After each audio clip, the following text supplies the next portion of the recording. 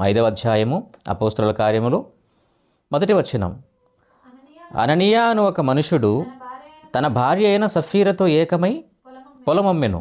భార్య ఎరుకని వాడు దాని వెలలో కొంత దాచుకొని కొంత తెచ్చి అపోస్తలుల పాదముల యొద్ద పెట్టెను. ఎందుకు ఈ దాచుకోవడాలు?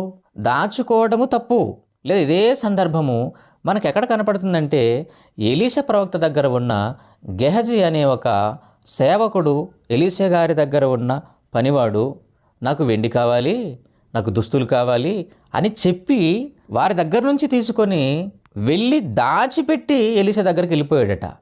ఎంత తప్పో తెలుసా? మనిషి బాగా అలవాటు చేసుకున్నాడు. దేన్ని దాచిపెట్టుకుంటున్నాడు?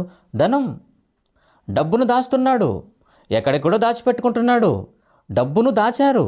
అప్పుడప్పుడు వార్తాపత్రికల్లో కానివ్వండి, న్యూస్ మీడియాలో కానివ్వండి, న్యూస్ ఛానల్లో కానివ్వండి, ఇదిగో పలానా వ్యక్తి అండి, పలానా ప్రాంతం అండి. సిబిఐ వారు ఎంక్వైరీ చేసినప్పుడు మరి వాళ్ళు దాచిన కట్టల ధనం లేదా బంగారు, వజ్రాలు, మాణిక్యములు ఇవన్నీ ఆ సోదాలో బయటపడుతూ ఉంటాయి. ఎంత దాచిపెట్టారు చూసారా?